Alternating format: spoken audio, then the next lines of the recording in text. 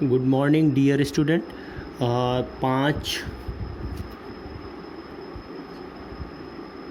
3 तारीख 5वां महीना 2020 में आज हम बाबा आईआईटी चैनल से मैं क्लास 12th का फिज़िक्स का जो है अगला टॉपिक अपना वैद्युत बल रेखाएं line electric line of force जो कि आपका टॉपिक है उसको लेकर आया हूँ। ये एग्ज़ाम में ज़रूर पूछा जाता है, 2-3 नंबर में आ जाता है और इसे अगर आप अच्छे से समझ लेते हैं तो क्लियरली इसका आंसर आप दे सकते हैं। जैसा कि फ़िगर यहाँ मैंने ड्रा किया है, बट ये फ़िगर अपने आप में इनकम्प्लीट है, ये कंप्लीट नहीं है, इसे कंप्लीट करना है। जैसे कि पहला फिगर है और इसमें शो किया गया है, मैं आपको बता दूं और उसी चीज़ को आप ध्यान से समझ लीजिए। यहाँ पर जो जितने भी एरो बने हैं, डिफिनीशन तो इसकी आपको मैं बता दूंगा, लिखा दूंगा, अभी आप समझ जाएंगे, बुक में भी दिया होगा आपके। लेकिन यहाँ पर इसे अगर आप समझ लेते हैं तो इसकी प्रॉपर्टी आता है, उसे भी आप लिख सकते हैं, हर चीज़ बता सकते हैं। देखिए यहाँ पर जो एरो बना है वो सभी एरो इस जो सर्किल है इससे आउटसाइड जा रहा है। तो ऐसी कंडीशन में आप यहाँ ध्यान देंगे कि यहाँ आउटसाइड जा रहा है, यहाँ देख रहे हैं कि सर्किल के इनसाइड आ रहा है अर्थात उसकी तरफ आ रहा है। तो यहाँ पर ये ऐसा क्यों हो रहा है और कैसे हम ऐसे कह सकते हैं, तो ये आप इस तरीके से ध्यान दें कि जब भी कहीं पर आपका पॉजिटिव चार्ज होगा, क्या होगा, पॉजिटिव चार्ज होगा, तो वहाँ से पॉजिटिव चार्ज धन आवेश से जो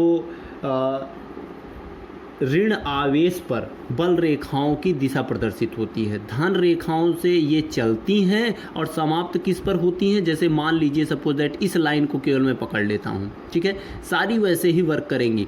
इस लाइन को मैं अगर पकड़ लेता हूँ तो ये धन आवेश से चली हैं बल रेखाएं और कहाँ पर जाके समाप्त हुई हैं, ऋण आवेश, ये हो जाएगा आपका ऋण आवेश। अर्थात मैं इसको अगर ऐसे मिला दूँ इससे तो ये यहाँ से चली है और यहाँ पर आकर समाप्त हो गई है, ठीक है। तो ये जो धन आवेश से चलती हैं और ऋण आवेश पर समाप्त होती हैं, इन्हें ही हम कहते हैं केवल बल रेखाएं, ठीक है, बल रेखाएं कहते हैं। अब ये बल रेखाएं जो होती हैं ये इस पर खींची गई स्पर्श रेखा जो मान लेते हैं उसकी दिशा द्वारा प्रदर्शित की जाती हैं, क्योंकि धन से चलता है ऋण पे समाप्त होता है। ऐसे ही दूसरा जो मैंने फिगर लिया है, यहाँ इसी को अगर मैं इस तरीके से कर दूँ, देखिए यहाँ से डॉटेड कर दूँ, ये पहुँच जाएगा, तो उसको अगर मैं मिलाऊं तो यहाँ पर आपका आ जाएगा प्लस चार्ज और यहाँ पर आ जाएगा माइनस चार्ज। देखिए यहाँ माइनस चार्ज आ गया और यहाँ पर प्लस चार्ज आ गया। अगर ये प्लस चार्ज है तो यहाँ से किरणें कहाँ जाएंगी, प्लस से दूर जाएंगी और माइनस पे जाकर समाप्त होती हैं। अर्थात ये जो किरण मिली है ये इस तरीके से वक्र बनाती होगी, स्मूथ कर्व बनाती हुई कहाँ पर आकर समाप्त होगी, माइनस पर समाप्त होगी और ये एक लाइन बीच वाली इस तरीके से जाती है आपकी प्रतीत होगी। तो ये आपका दूसरा फिगर हो गया, ठीक है। अब इस फिगर में अंतर क्या है, इसमें देखिए समझने लायक थोड़ी और बात है। ये पहली कैटेगरी को इसके बता रही थी प्रॉपर्टी को, ये अब इसकी दूसरी कैटेगरी को बताएगी। ये क्या बताएगी, ये जो वक्र रेखाएं होती हैं, स्मूथ कर्व होता है, इनके बीच की जो दूरी होती है लगभग समान रहती है। क्यों ऐसा होता है, क्योंकि जितना इसमें आकर्षण बल लगता है उतना ही इसमें प्रतिकर्षण बल लगता है, जिसके कारण ये जो है एक दूसरे को कभी काटती नहीं है और अगर ये काट देंगी तो हम बल रेखाओं की दिशा ज्ञात नहीं कर पाएंगे, इसलिए ये इस तरीके से वक्र हमें प्राप्त होता है। अब तीसरे पॉइंट पर आ जाते हैं जिसके आधार से हम बहुत सारे क्वेश्चंस को हल कर सकते हैं, वो देखते हैं। अगला है, मैंने यहाँ पर ले लिया Q1 और यहाँ पर ले लिया Q2 चार्ज। अब ये Q1 जो चार्ज है हमारा, यहाँ पर देखिए मैंने प्लस लिया, यहाँ पर मैंने क्या कर लिया, माइनस ले लिया, यहाँ प्लस लिया माइनस लिया, लेकिन अब मैं यहाँ पर प्लस ले लेता हूँ और यहाँ पर भी प्लस ले लेता हूँ, जैसा कि आप फिगर में देख पा रहे हैं। अगर मैं दोनों स्थानों पर प्लस ले लेता हूं तभी मुझे डिफरेंट कैटेगरी फाइंड होगी। अब ये डिफरेंट कैटेगरी कैसे फाइंड होगी, देखिए दोनों अगर मैंने प्लस प्लस ले लिया, ठीक है, तो मान लेते हैं अब यहाँ पर क्या होगा, प्लस होगा तो ये किधर जाएगा, बाहर की तरफ ही मूव करवाएगा सभी बल रेखाओं को, और ये क्या करेगा, ये भी इसके अपोजिट, माने ये देखो इधर ही ये भी और इधर ये भी, यहाँ की एरो की बात मैं कर रहा हूँ, ठीक है। तो ये भी आउटसाइड जाएगा, क्योंकि समान चार्ज होते हैं तो प्रतिकर्षण ही होता है, ऐसा आप जानते हैं। अब यहाँ इम्पॉर्टेंट बात क्या है वो आप ध्यान देंगे कि अगर कोई भी यहाँ पर आवेश जो Q1 है और जो आपका आवेश Q2 है, अगर ये दोनों आपस में बराबर हैं, अगर ये दोनों आपस में बराबर हैं तो आप ध्यान दीजिए कि इनका जो क्या होगा, उदासीन बिंदु होगा। अगर ये दोनों चार्ज आपस में बराबर हों, यदि Q1 बराबर Q2, तो उदासीन बिंदु मध्य बिंदु होगा। उदासीन बिंदु क्या होगा, मध्य बिंदु होगा। ध्यान दे, ठीक है, मध्य बिंदु होगा। अगर मैं कहूँ, ठीक है, अगर मैं यहाँ पर इस तरीके से रखता हूँ तो ठीक, यहाँ पर देखिए क्या होगा, ये मध्य बिंदु होगा, अर्थात यहाँ पर जो आपका R1 है ये बराबर होगा R2 के, ठीक है, ये भी यहाँ पर अप्लाई होगा। परंतु अगर यहाँ देखें, किंतु अगर क्या हो जाए कि Q1 not is equal to Q2, देखिए स्टूडेंट, आप सभी लोग इसको अगर नोट्स बना रहे हैं तो आप वहाँ इसको शॉर्ट फॉर्म में लिखेंगे Q1 not is equal to Q2, अर्थात आवेश दोनों आपस में बराबर ना हो, तो इस तरीके से इसको पढ़ा जाता है और इसको लिखा जाता है। यहाँ पर मैं इस तरीके से लिख दे रहा हूँ, इसको आप अपनी भाषा में चेंज कर सकते हैं, ठीक है। अगर Q1 not is equal to Q2 हो तो जो मैं बोल रहा हूँ उसको विशेष तरीके से सुनेंगे, समझेंगे, तो आपको ये अच्छे से समझ में आएगा और कोई प्रॉब्लम नहीं होगी। अगर Q1 not is equal to Q2 हो तो देखिए कंडीशन क्या होगा, तो जो उदासीन बिंदु की मैं बात कर रहा हूँ वो कहाँ पर होगा, तो उदासीन बिंदु के लिए हो जाएगा आपका, यहाँ पर एक नया फार्मूला बन जाता है, Q1 upon R1 square is equal to बनेगा Q2 अपान R2 स्क्वायर। अब चाहे जहाँ R2 बने कहीं पर भी R1 बन सकता है, Q1 Q2 कोई भी चार्ज हो जो डिफरेंट जो है आवेश रखता हो, चार्ज रखता हो, ठीक है, जैसे कोई 5 कूलाम है तो कोई 4 कूलाम है, इस तरीके से डिफरेंट रखता हो, तो ऐसी कंडीशन में ये आपका जो है फार्मूला निकल कर आ जाएगा। तो यहाँ पर देखते हैं, जैसा कि मैंने पहले फिगर में ड्रा किया था, वहाँ पर मैंने बताया कि ये प्लस है माइनस है, तो प्लस से माइनस की तरफ वैद्युत बल रेखाएँ चलती हैं और इसी पर एक काल्पनिक वक्र ये बनता है जिस पर खींची गई स्पर्श रेखा ही वैद्युत बल रेखा को व्यक्त करती है। ये इसकी डिफिनीशन होती है। तो डिफिनीशन मैं यहाँ लिख देता हूँ, आप इसको नोट कर लीजिएगा। तो देखिए डिफिनीशन क्या है, डिफिनीशन है इसकी, डिफिनीशन इसकी मैं नोट कर देता हूँ, वो है वैद्युत बल रेखा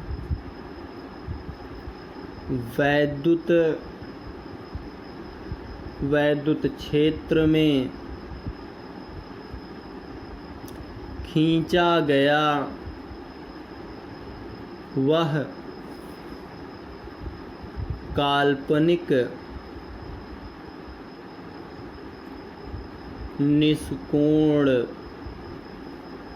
वक्र है जिस पर एक स्वतंत्र व पृथक्कृत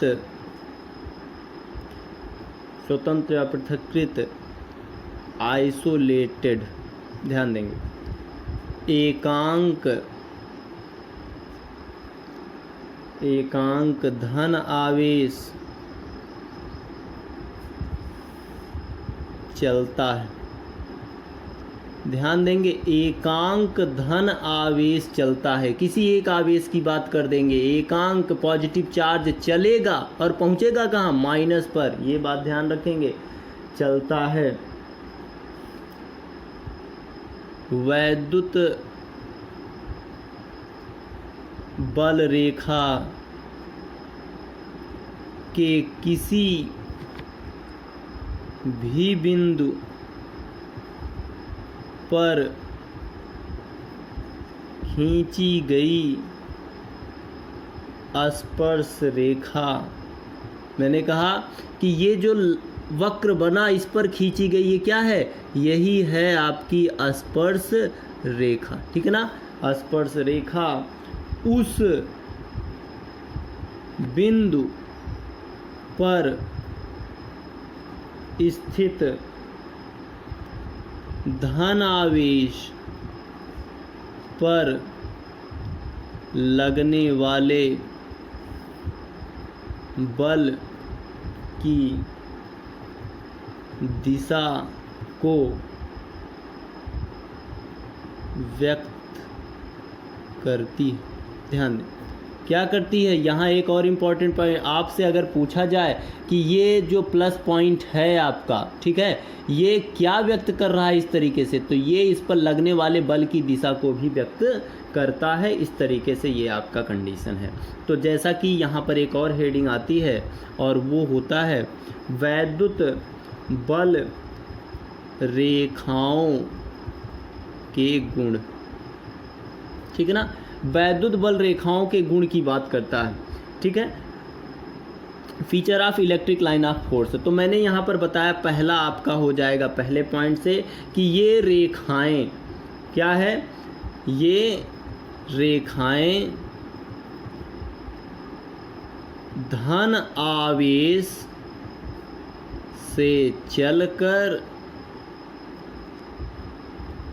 ऋण आवेश पर समाप्त होती हैं। ये धन से चलकर कहाँ समाप्त हो रही हैं, ऋण पर समाप्त होती हैं। ये पहला पॉइंट पहले फिगर से मैंने बताया था आपको, ठीक है।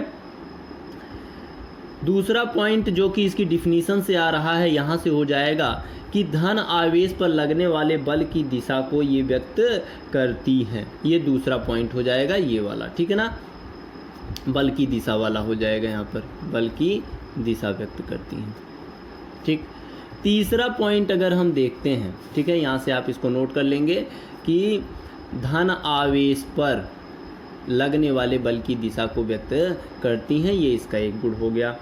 तीसरा पॉइंट हम लिख लेते हैं। तीसरा हो गया, ये मैंने यहाँ बताया था कभी जो है एक दूसरे को काटती नहीं है। मैंने बताया था काटती नहीं, प्रच्छेदित नहीं करती हैं।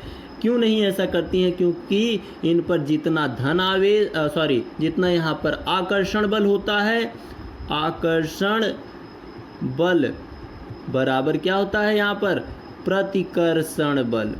सवाल आप लगा रहे हो कभी और ऐसे बल रेखाओं की बात हो तो ये आपस में बराबर, वहाँ पर आप खुद से रख लीजिएगा, ये आपस में बराबर होता है, ऐसा आप लिख लीजिएगा, ठीक है। तो ये आपका पूरा कंप्लीट हो गया वैद्युत बल रेखाओं की कंडीशन। और जो है आगे हम बढ़ते हैं और अगला जो हमारा टॉपिक अब यहाँ पर बन के आ रहा है, तो एक और आपसे रिक्वेस्ट है, जो भी स्टूडेंट अभी इस चीज़ को नहीं जान पाए हैं कि ये जो है क्लास स्टार्ट हो गया है, वो ये जान लें कि क्लास 12th का फिजिक्स यहाँ पर भाई अमरजीत सर के द्वारा, जिनका मोबाइल नंबर है, आप अगर कोई प्रॉब्लम होती है तो उसको उनसे शेयर कर सकते हैं, उनसे बात कर सकते हैं। 99 36 35 14 37 उनका नंबर है। और सभी लोगों से है कि इसको लाइक करें और ज़्यादा से ज़्यादा शेयर करें, और जो लोग चैनल को सब्सक्राइब नहीं किए हैं वो चैनल को सब्सक्राइब कर लें, और जिससे उनको पूरी अपडेट सबसे पहले मिल जाए और वो आसानी से अपने अगले चैप्टर को, अगले पॉइंट को पढ़ सकते हैं, ठीक है।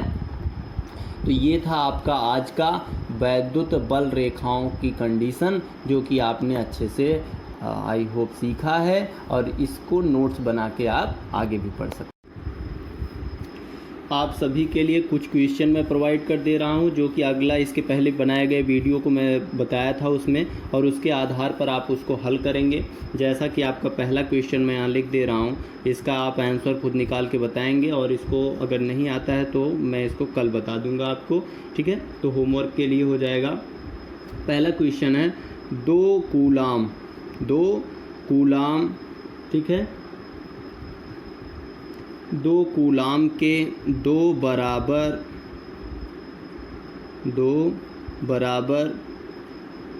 व विपरीत आवेश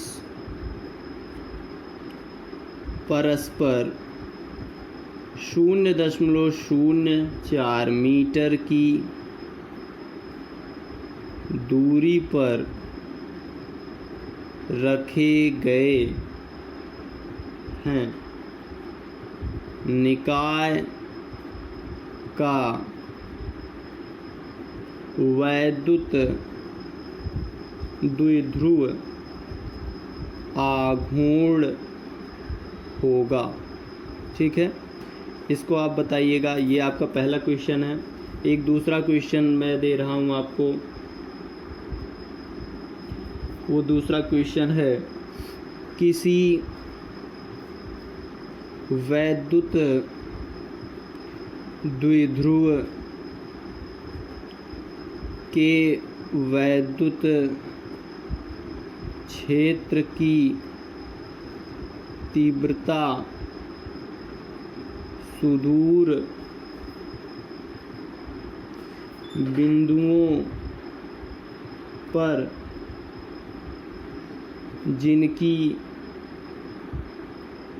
जिनकी दूरियां आर हैं वह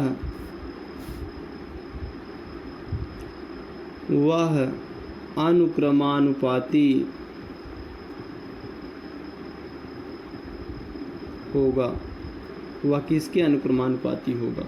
ठीक है, जैसे बाई एग्जाम्पल मैं अगर कह दूं 1/r के, b कह दूं 1/r स्क्वायर के, c कह दूं 1/r पावर 3 के, और d कह देता हूँ 1/r पावर 4 के। ठीक है, इस तरीके से कौन सा ऑप्शन इसमें से राइट होगा? बहुत आसान है, आप इन सभी को बताइएगा। ठीक है, और आगे भी सवाल आप लगाइए, जो प्रॉब्लम हो उसको पूछ सकते हैं। ठीक है, और वैद्युत क्षेत्र की तीव्रता ये कंडीशन हो गई आपकी।